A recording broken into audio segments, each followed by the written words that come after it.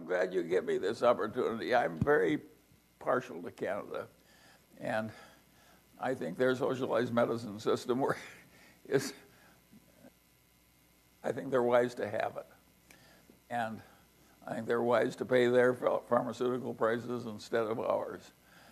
And I think it's wonderful that we've gotten along with Canada so well all these years. And no, I think you should be quite pleased with Canada. I don't think it helped you to have two different languages spoken. That was an unfortunate accident. But I basically like Canada, and I think in some ways you do better than we do.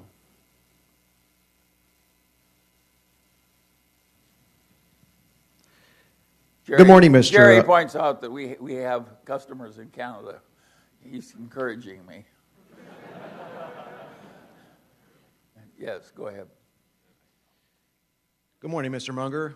R.J. Manuelian. I'm an attorney just like yourself, following in your footsteps, I'm currently an investing. ex-attorney. I had a question regarding investing. With computers and artificial intelligence rapidly getting better at investing than humans, what should analysts and portfolio managers in the investment management industry do to remain competitive? Thank you. Well, that's a very good question. I think what people in the investment management industry ought to do is prepare for tougher times ahead.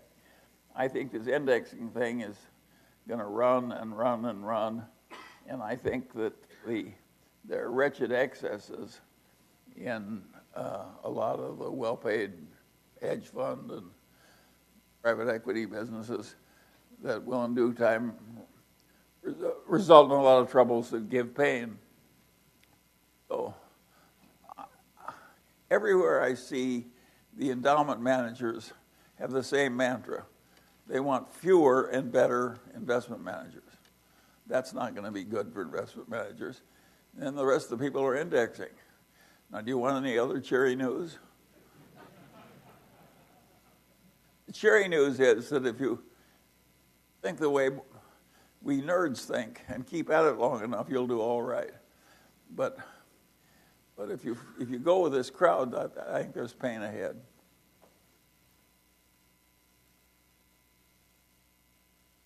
Hi, Charlie, on your left. My name's Jonathan Bird, and I'm from Phoenix. In the past, you've recommended index funds for most people seeking wealth accumulation. And in the past, Warren Buffett has recommended using the sell-off strategy for income as opposed to chasing dividends. If we synthesize those ideas, it seems like the best course of action for investing over a lifetime is to use index funds for accumulation and the sell-off strategy for income and retirement. Would you agree with that? And if so, what benefits do you see in using that strategy? Thank you. Well, I think the reason it's growing is that for most people it does work better.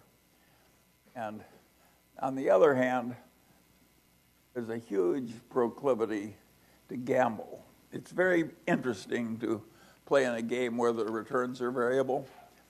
And so there's a huge lure that comes to gambling.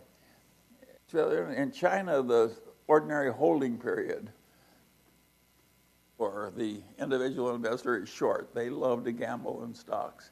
This is really stupid. It's hard to imagine anything dumber than the way the Chinese hold stocks. And they're so good at everything else. It shows how hard it is to be rational.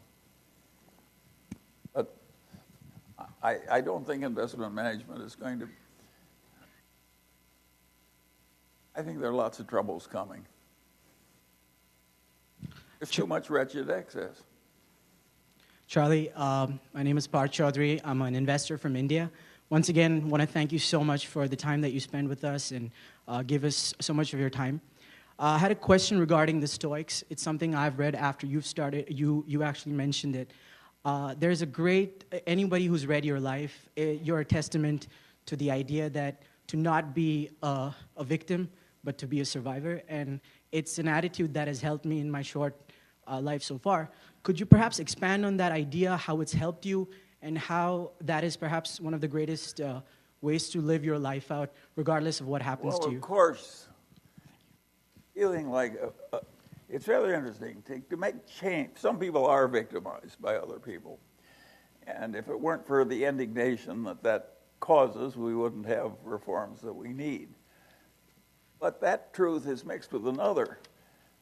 It's very counterproductive for an individual to feel like a victim, even if he is. Best attitude is just to be cheerful about everything and keep plugging along. And therefore, I don't like politicians that get ahead by trying to make everybody else feel like a victim. And they make my flesh crawl. And I just don't believe in it. Of course, who wants to be a victim instead of a survivor? Of course we want. But feeling like a victim, you can recognize your position is bad and try and improve it. That's okay. But to have a deep feeling of victimhood and it's all somebody else's fault is a very counterproductive way to think. People don't even like being around it. It's really stupid. And yet our politicians build on it and try and make their careers work by doing something that's very bad for all the people they're talking to. And they think they're doing the world's work. You know, it's crazy. It's absolutely crazy.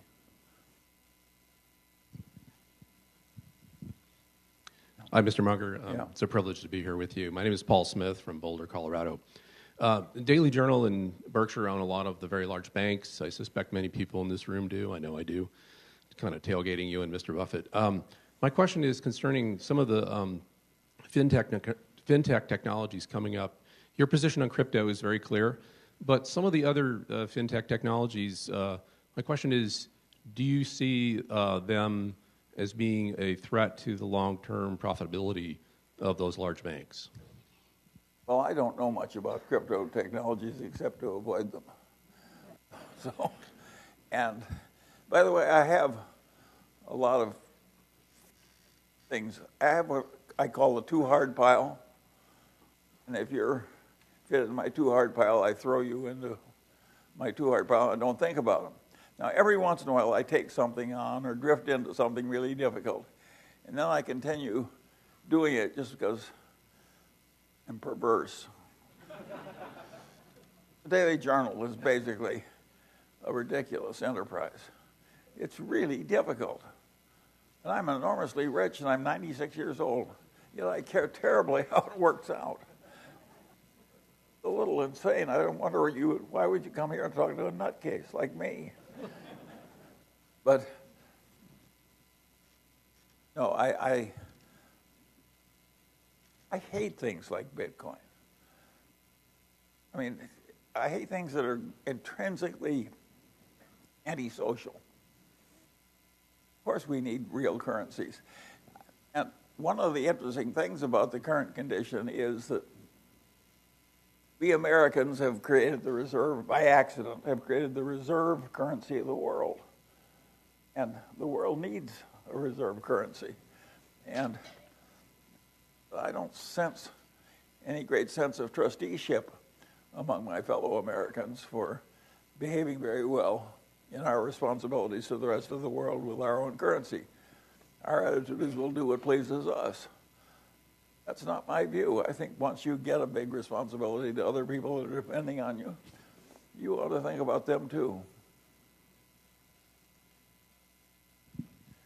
Mr. Munger, we have record budget deficits, record unemployment, and record expansion of the balance sheet. Why do you think we don't have inflation? And secondly, could you recommend some good books you've read the last year? Well, regarding inflation, you know, the economists of the world thought they knew a lot more than they did.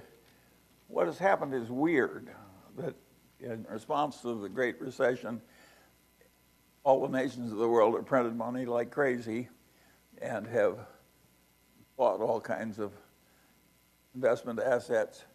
And they've done things that nobody in the economics profession would have recommended on this scale, even 5 or so years ago.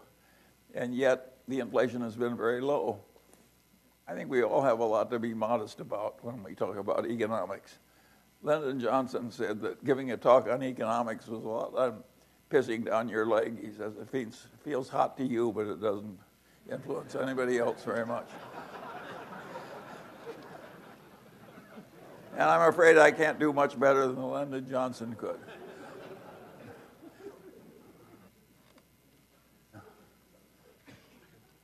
Books?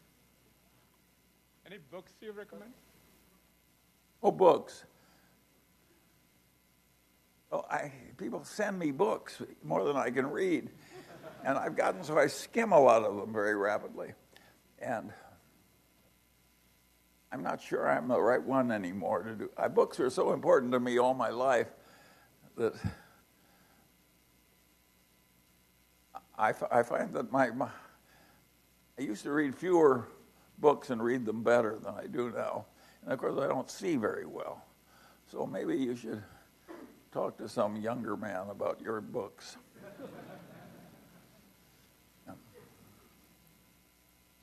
Hi, Charlie. My name is Yang Li. I'm an investor from New York. Thank you so much for this great platform to learn from you and sharing your wisdom. My question is about your outlook for global market and economy, especially given the slowdown in global economy driven by Chinese economy and also the rising geopolitical risk. So what's your take on market and economy going forward? Thank you. Well, I am mildly optimistic about China for a variety of reasons. Nobody has ever taken a big nation ahead as fast as China has come ahead. And I think they've done a lot right. So I'm a big admirer of what's happened there. If you stop to think about it, they were in a Malthusian trap, and they prevented 500,000 babies from being born. And they did it by methods that we wouldn't like in the United States. But I think they were doing the world a favor, and I think that what they did was admirable. So basically, I don't have this hostility toward China. I really admire what the Chinese people have achieved, and I think, considering that they started as communists, their leaders are pretty good. And it's amazing. Imagine a communist country creating this enormous period of growth and prosperity and lifting 800 million people out of poverty. And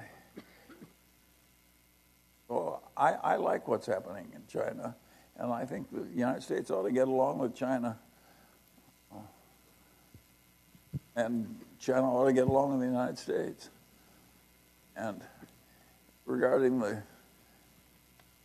global situation, it's so peculiar to have negative interest rates. And another thing I greatly admire is, and this will strike you as really peculiar, there's one modern nation which has had like 25 years of stasis. How can anybody admire 25 years of stasis? Well, I think the Japanese have handled 25 years of stasis with magnificent skill and philosophy. Japan is not going to hell. They don't like 25 years of stasis, but they take it like men, and they aren't bitching and wailing, and they don't act like victims. And so I really admire the way the Japanese have handled their adversity. And I don't think the adversity came from a lot of mistakes. I think the adversity to Japan, they were an export powerhouse, and up came China and Korea. Of course they had some troubles. We'd all have troubles if we had way tougher competition. And so I think that's I don't think Japan's stasis was Japan's fault. I think it just happened. And I think they bear up in it magnificently well in order to be greatly admired. And of course, they got into this defect-free manufacturing ethos in a big way and led the world in it. So I think the United States has a lot to learn from Asians. Think of how everything's clean in Japan. You don't see any homeless sleeping defecating in the street either. Oh, I think there's a lot to be said for Japan. Charlie, thank you very much for having us here today and sharing your wisdom and your beliefs. I was hoping that you might share with us some examples of how you've used disconfirming evidence to change some of your important determinedly held beliefs. Well, of course, being able to recognize when you're wrong is a godsend. If you take a good bit of the Munger fortune came from liquidating things we originally purchased because we were wrong. Of course, you have to learn to change your mind when you're wrong. And I actually work at trying to discard beliefs. And most people just try and cherish whatever idiotic notion they already have because they think if it's their notion, it must be good. And I think, of course, you want to be re-examining what you previously thought, particularly when disconfirming evidence comes through. And there's hardly anything more important than being rational and objective. Just think of all the dumb things you can do in life. Think of the brilliant people who are just utterly brilliant, who do some of the dumbest things. You won't have any trouble thinking of examples. In fact, most of us can think of our own action in the last year or two, and we can all pull up an example or two. It's hard to be rational. Good morning, Mr. Munger. Thank you so much for teaching us. I also want to thank Mr. Kaufman. Here comes my question. I recently watched a documentary that introduced the economic masters Keynes and Hayek. I would like to know your comments on both of them and which economic theory you would prefer. And to take a step further, if applied to personal goal setting, which model would you advise us to follow between planning and flexibility? Thank you very much. Well, Keynes, of course, was a very interesting man, and he probably had more influence on the economics profession than anybody, maybe excepting Adam Smith. And of course, I lived in the Great Depression, and his ideas were exactly right for fixing the Great Depression. And what happened was we got out of it finally because accidental Keynesianism came in, courtesy of Adolf Hitler in World War II. And so I don't see how you could study economics without Keynes. Hayek is more complicated, and I don't think I'm the world's best understander of Hayek. I've read him, and I tend to rather admire him, but I'm not sure I totally agree with him. It's too tough for me. Therefore, I quit claiming to you. Hi, Mr. Munger. Yeah. Over this side? My name is Glenn Tung. Thank you for this wonderful meeting and especially for serving food this year. I want to ask you about Tesla. The company has a market capitalization of about $140 billion. It traded last week about $200 billion in stock and traded about $500 billion in options. And the stock moved about 20% a day. Meanwhile, Mr. Musk seems thrilled to stoke this volatility. I wanted to know what your thoughts are on this situation, and particularly what your thoughts are on Mr. Musk's behavior. My thoughts are two. I would never buy it, and I would never sell short.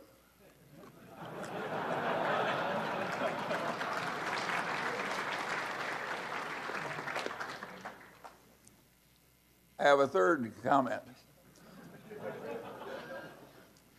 There was a man found in Los Angeles for years named Howard Amundsen. He once said something that I've taken to my heart. He said, "Never underestimate the man who overestimates himself."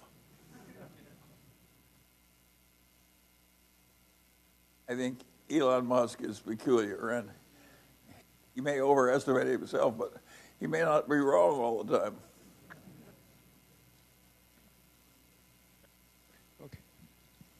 Hi, Mr. Munger. My name is Joe. I'm an investor from China. I do the venture capital. And three things. First, I really thank you for you encouraging so many investors around the world. And I hope you keep your body well and do this a little longer. And then I have two questions. First is, what do you think of the value investment in next 50 or 100 years? And second question is, do you have any advice on the industrial research or the industrial investments? Thank you. Well, I don't think I've got any wonderful comments to make about industrial investment. I do have the feeling that the world may change. And two changes that I think are possible are that I think they may extend life, average life duration by fancy tricks. And I think they may reduce cancer deaths by fancy amounts. Well, I think weird things may happen. And I do not intend to make money out of any of this if it happens to me. But I think of what's already happened in technology. Imagine the whole internet developing and whole different things, and all those old companies, all the daily newspapers dying, and total change in manufacturing processes. And there's been a lot of change, and of course it's caused a lot of loss to people who own stocks. And I do have the feeling that more that was really important has probably already happened, and it's going to happen from this point forward. How much better can it be once you have enough to eat and mate you like and a few other things? I mean, what is extra money going to do for you? So I do think that my generation had the best of all this technical change. You know, our children stopped dying. Living standards went way up. Air conditioning came. There were a million good things that have medicine greatly improved. They could replace your aching joint when it caused agony. And I don't think we're going to get as much improvement in the future because we've conquered so much already.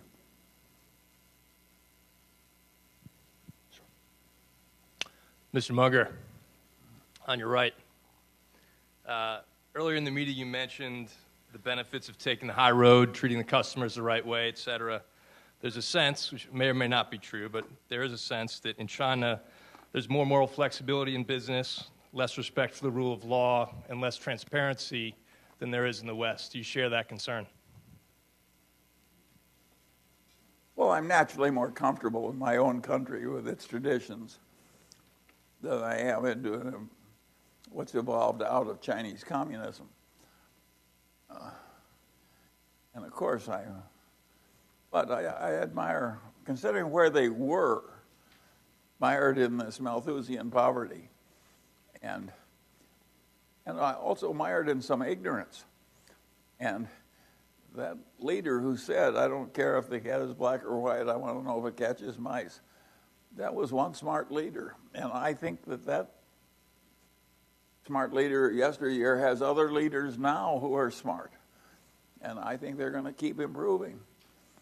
I even think the Chinese may get over their crazy love of gambling. I once talked to a bunch of Chinese leaders. I said, I got the feng shui, and I said, "Get over it. Pure superstition." Good morning, Charlie. Yeah. Hi. How are you? On your right-hand side. All right. And quick question. Any secret of longevity? And how many hours do you work a day? How do you stay like so current with all the information, like a lifelong learner? Well, I don't think I deserve any credit for longevity. It just happened. I don't have any. There's no male in my family that ever lived any such age. And it's weird. Oh, I can't help you.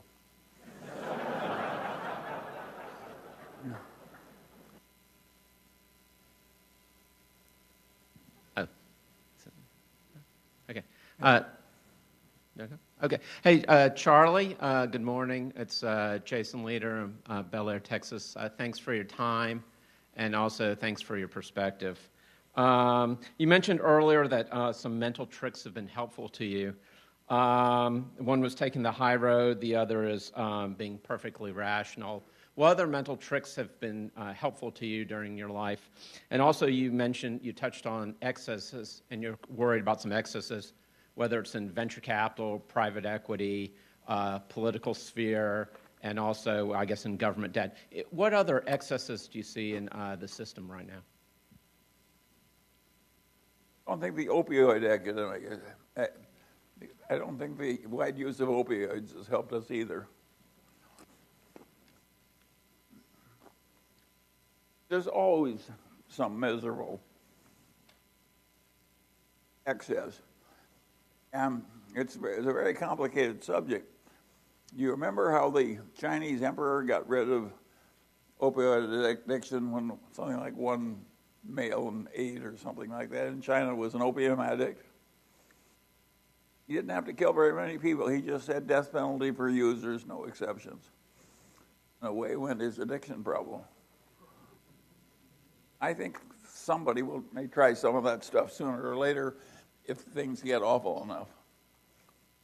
And it may not be the worst way to handle it. With that cheery note, I'll go to the next question.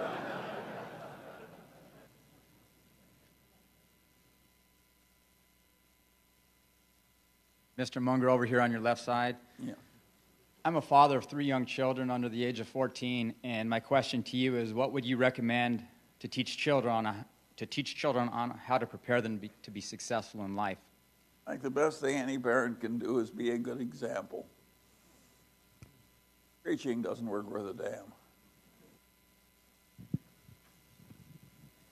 Yeah. There are over $10 trillion of securities around the world with a negative yield, and by the president's Twitter feed, it seems that he wants to bring negative interest rates to the United States.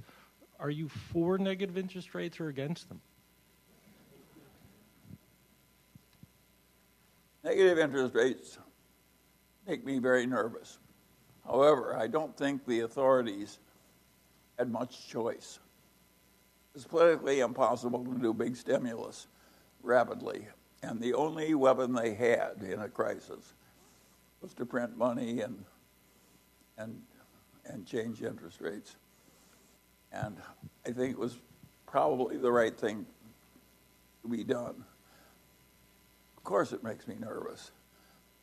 And I think, having worked once, people will overdo it. I think that's the nature of governments and people. And of course that makes me nervous. I don't know what to do about this.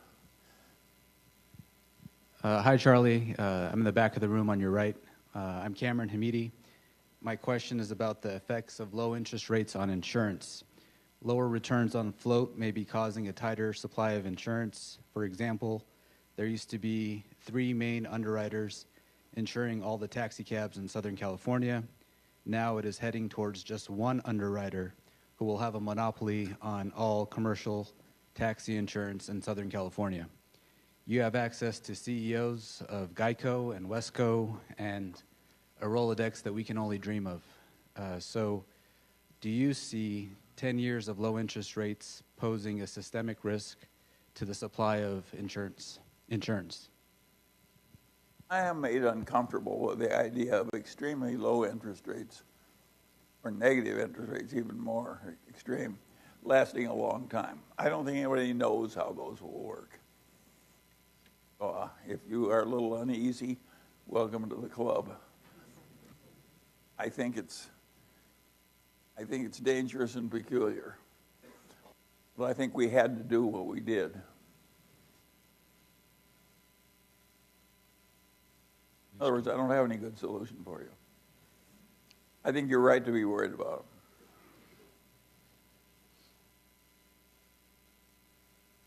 Charlie, it's okay to talk. I'm Steve Hausman. I've been in the broker business since 1966. I came to your meeting back in the 80s. I think we had 25 or 30 people at your annual meeting. The question I have, with the deficit so high, with interest rates, is interest rates in more of a bubble situation? And I remember back in the 70s, we had the Nifty 50. Is our technology stocks in the same criteria as it is now? It looks like there's 10, 15 stocks everybody's investing. The value situation has been down for the last 4 or 5 years. I was also looking at a couple of stocks that you own, Kraft Foods, with your 26% in the company. How come does it make sense for your company, for Berkshire Hathaway, to buy out Kraft Food completely and take advantage of the low price?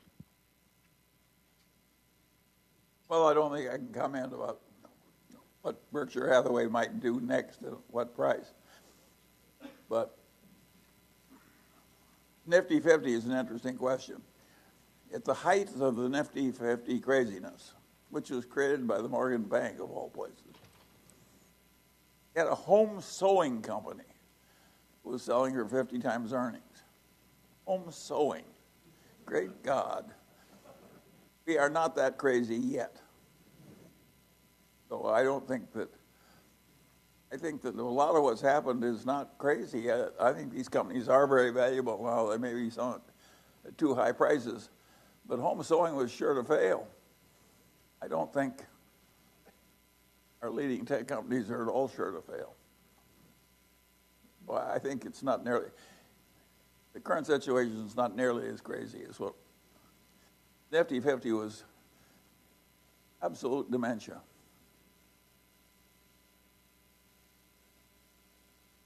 So, hi, Mr. Munger. My name is Nicholas Ganchev. I'm currently pursuing my MBA at USC Marshall. Many of my classmates are considering careers in private equity and venture capital. You yourself mentioned that some of your family are having careers in private equity. You also mentioned that you see a lot of excess in that sphere. What advice do you give to your family that is starting careers in private equity, and what advice would you give to young people as a whole starting careers in those sectors? Thank you. My family is not very interested in what I think about their career choices. And I respect their disinterest. But I do think we've got way too much wretched excess. Anytime you're inventing new names to sort of mislead people, like adjusted EBITDA, but think of the basic intellectual dishonesty that comes when you start talking about adjusted EBITDA. You're almost announcing you're a flake. And yet our respectable people talk that way and charge fees for talking that way. It's ridiculous. And so I don't like the wretched excess. I don't like all these transactions where one private equity group sells to another and the guys who really own it are just sort of raising the fees higher and higher for owning the same in the intellectual mix. There's a lot that's financed by its nature. The temptations are too great and it goes to wretched excess. Of course, I don't like it. I don't think it's good for the country. I would argue that the wretched excess that led to the Great Depression, which led to the rise of Hitler, I think we pay a big price eventually for wretched excess and stupidity and greed and so forth. I'm all for staying in control. In other words, I'm all for behaving a lot more like Confucius. Good morning, Mr. Munger. Thank you for having us. It's a privilege to be here. My name is Alan Chung. I'm from San Francisco. My friend Tony Huang wanted to be here and ask this question himself, but he's currently stuck in China, so he's asked me to ask this on his behalf. Mr. Munger, it is well known that you are an avid and voracious reader. Tony wanted to ask, do you ever reread books that you've already read before? And if so, which books do you reread? Yeah, I do. Let me give you an example of something I want to reread that I haven't reread yet. The other day I was musing over the current situation, and it popped into my head that I had read a poem about 80 years ago by George Sand, and George Sand was a female writer, but female writers, to get ahead in those days, sometimes used men's names. George Sand wrote a poem, and it was an ode to the goddess of poverty. She said, "Hail to the goddess of poverty, a wonderful goddess of poverty. She tills the fields, she mines the mines," and so on. And if I remember right, toward the end, the goddess poverty said, "If you try and banish me, you'll live to want me back." I kind of agreed with this poem, and I'd like to see it again. I don't know how to punch notes on the internet and get George Sand's poem to me, so if somebody will send me her poem, I'll very much like it. But I'm telling you this because it's an antidote to our politicians who want to tell us they're going to abolish all poverty. It's a stupid idea. You know, it's like saying we'll all be riches in a modern civilization are a relative thing. It's status where we want. It isn't that we need more beans. And the trouble with reaching for status is that the bottom 90% are always going to contain exactly 99% of the people, no matter how hard we work or how much we succeed. And we actually need some tough incentives in a civilization to make it work. In other words, George Sand was right. The goddess of poverty is not all bad. She's partly good. And of course, I like thoughts that I have that are different from everybody else. And I think that a billionaire who talks about the glories of the goddess of poverty is making a contribution. But only a bunch of nerds like you will appreciate it.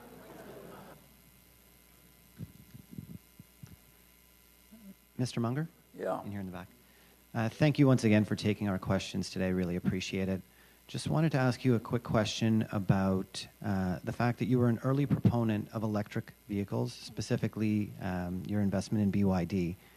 I wonder if, from your perspective today, other technologies like hydrogen fuel cells or others that may come to mind are equally important in terms of their emerging capabilities and what sort of impact they may have. Well, I think electric vehicles will be more popular than hydrogen fuel cells. Getting the sun's energy transferred into electricity and electricity into the vehicles is basically a good idea for the long pole. And I think all the technology is going to work. And some of it's actually improving. We may get a lithium battery that's actually quite safe and more energetic than those we have now. Well, I think that's all to the good. In fact, here in California, when I came to California, we had a petroleum club. We had wildcatters. We had a big oil industry. It was a little like Texas. I don't think we found any new oil to speak of in California in decades. I think it's dangerous to rely on hydrocarbons for energy. Of course, we've got to take more of it directly from the sun. I think that Texas will eventually get to be like California. Mr. Munger, good morning. I'm Sergio from Dominican Republic, and my question is, do you think it's necessary for America to recover a positive trade balance to keep its prosperity in the next century? The answer is no.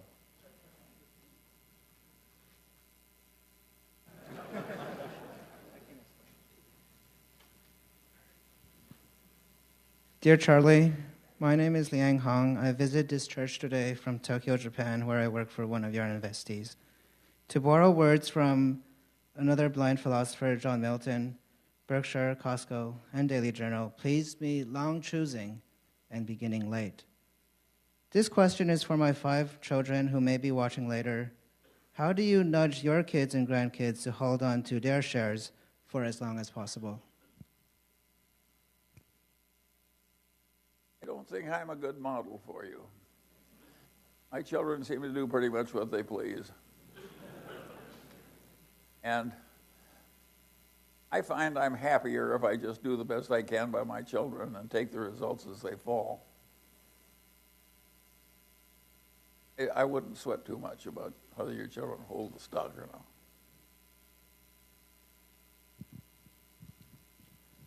not. Good morning, Mr. Munger. Right here. I'm Ariman. I'm a student at USC, and just had a quick question. I'm 18 right now. I'm in college, and sometimes I lose interest in what I do. And you're 96, and you're so passionate about what you do. So what keeps you going? Like, how do you still have the motivation? Thank you. Well, maybe I've been lucky. I like what I do. I have wonderful partners and friends. I have a nice family. My problems are interesting to me. I have been a very fortunate man, and I don't know how to make everybody else lucky. Well, I could have had a different hand and been some miserable alcoholic throwing up in the gutter. I don't think I deserve any great credit for having stumbled into a reasonable amount of publicity. I do think that trying to be rational helped. That's the only thing you've got if you're a fellow nerd. There's no point in you're not going to be a sex object. You may have to rely on your rationality.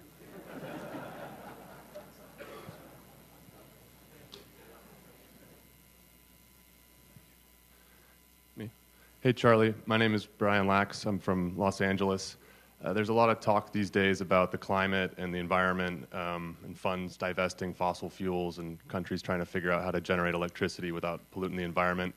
Could you give us your thoughts on nuclear power? I know Bill Gates has been a pretty vocal supporter of it. And I read that Warren used to invest in uranium back in the 50s, and he more recently helped fund a